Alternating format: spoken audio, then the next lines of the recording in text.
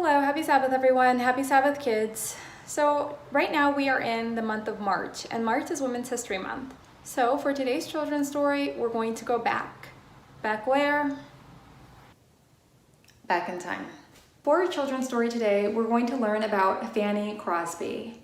Fanny Crosby was a prolific hymn writer from many years ago. So before your parents' time, before your grandparents' time, there was Fanny Crosby.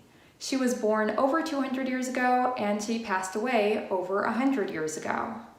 Fanny is known for all the hymns that she wrote, and even though she wasn't Seventh-day Adventist, many of her songs are sung in our church and in other Christian churches even to this day.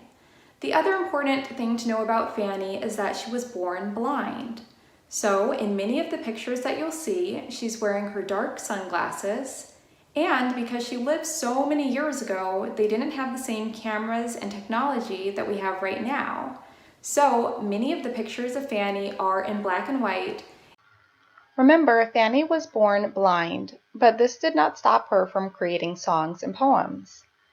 Fanny would dictate or tell the words of her poem or her song to her assistant or to whomever she was talking to, and they would write the words.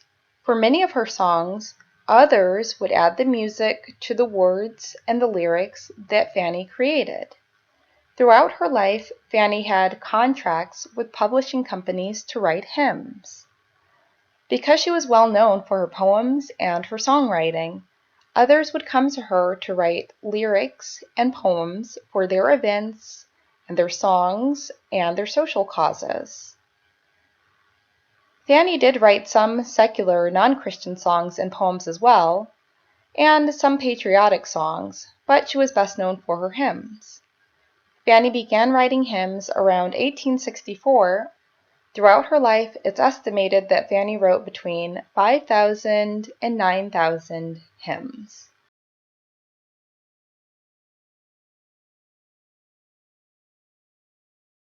Fanny Crosby was born in New York in 1820. She was blind from a very young age. Some believe that she was even born blind.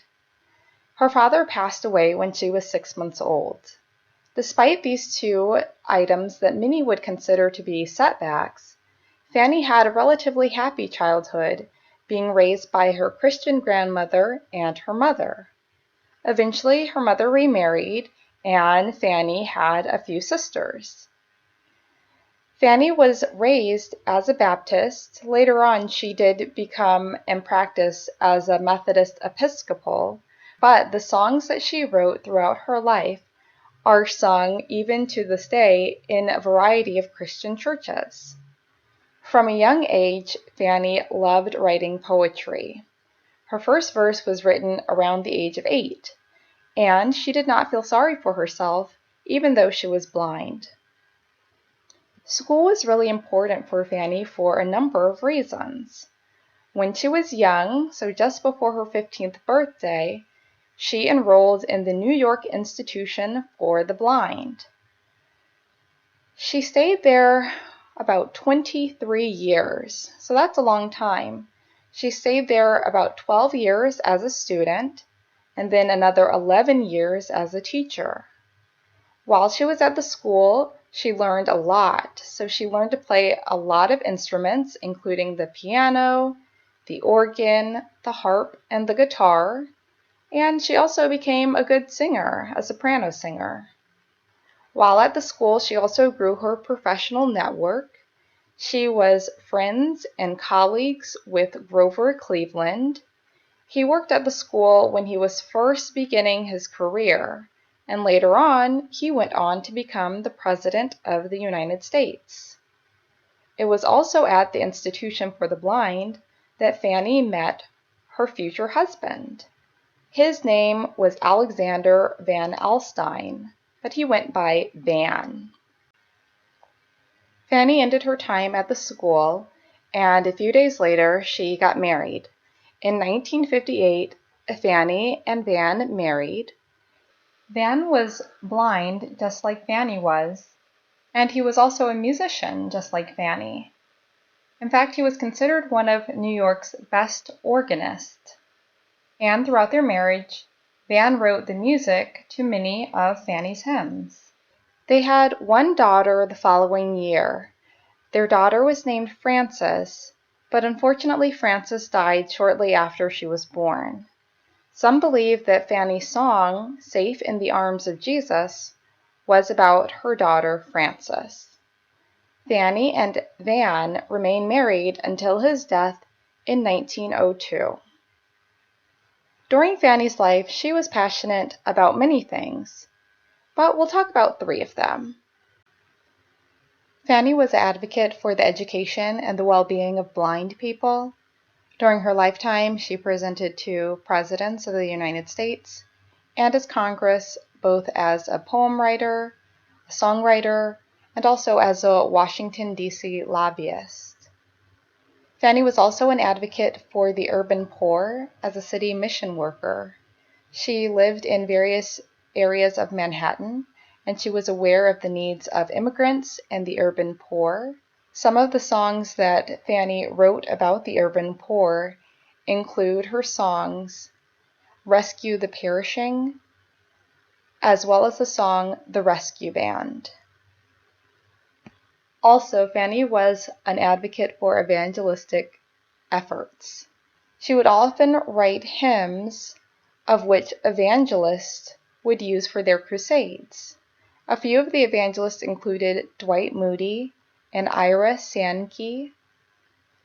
Some of the hymns that they use that Fanny wrote include the songs Blessed Assurance, All the Way My Savior Leads Me, and Pass Me Not, O Gentle Savior.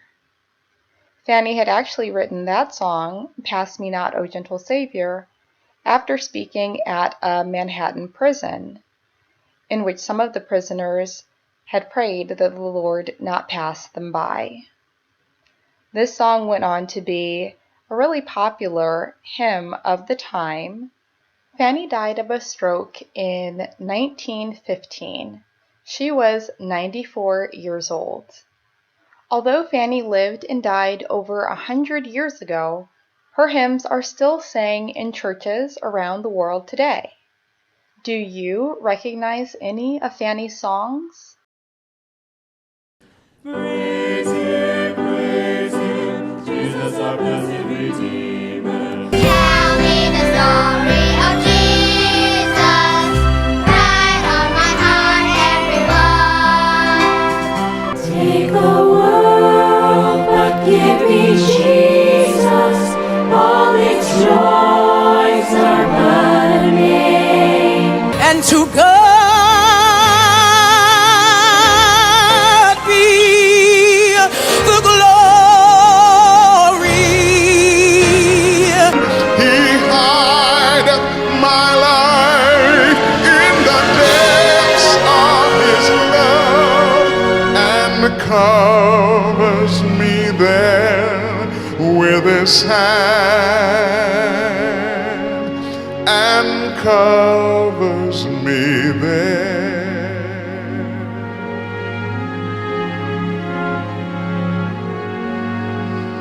He covers me there